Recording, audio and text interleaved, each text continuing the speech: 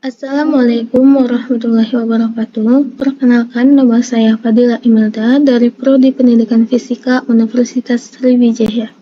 Di sini saya akan menjelaskan tentang geopolitik dan wawasan Nusantara. Materi yang akan dibahas yaitu yang pertama adalah konsep geopolitik, yang kedua adalah hubungan geopolitik dan wawasan Nusantara, dan yang ketiga adalah nilai-nilai wawasan Nusantara dalam kehidupan berbangsa dan bernegara. Sebelum masuk ke dalam materi, kita itu harus tahu dulu apa yang dimaksud dengan geopolitik dan wawasan Nusantara.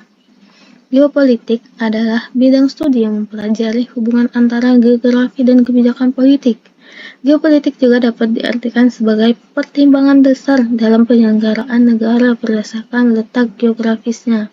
Geopolitik memiliki beberapa unsur, yaitu keadaan geografis, politik dan strategi, hubungan timbal balik antara geografi dan politik, serta unsur kebijaksanaan.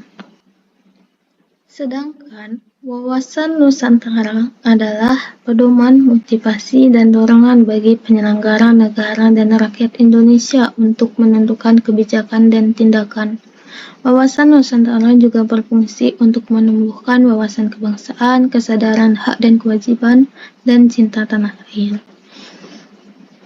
Kita masuk ke materi yang pertama, yaitu konsep geopolitik.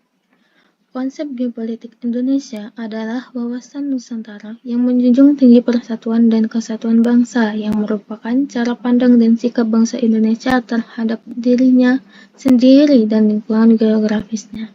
Indonesia sendiri menganut paham negara kepulauan atau negeri lautan yang ditaburi oleh pulau-pulau.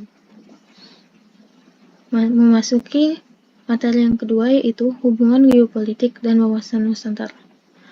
Wawasan Nusantara merupakan konsep geopolitik Indonesia yang menekankan pentingnya pemahaman dan pemanfaatan sumber daya alam, budaya, dan potensi di wilayah kepulauan.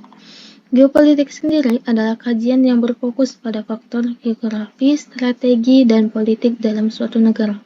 Berikut ini adalah hubungan antara geopolitik dan wawasan Nusantara.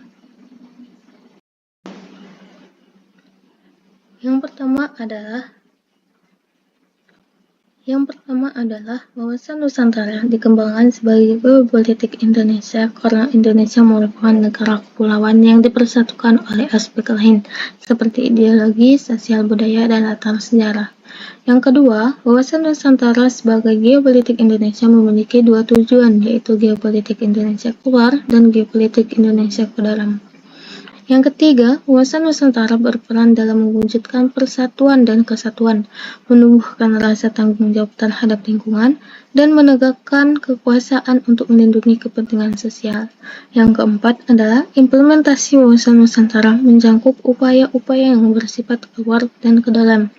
Upaya keluar dilakukan untuk kerangka tata hubungan internasional, sedangkan upaya ke dalam dilakukan untuk memantapkan ketahanan sosial. Memasuki materi yang ketiga, yaitu nilai-nilai wawasan Nusantara dalam kehidupan berbangsa dan bernegara, dapat diimplementasikan dengan yang pertama, menghargai dan menghormati perbedaan dan keberagaman yang ada. Yang kedua, menanamkan kecintaan pada tanah air, bangsa, dan negara.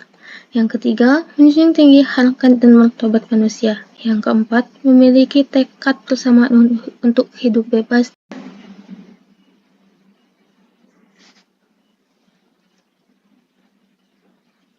Yang kelima adalah mencintai tanah air dan bangsa. Yang keenam, memiliki karakter setia kawan sosial dan menjunjung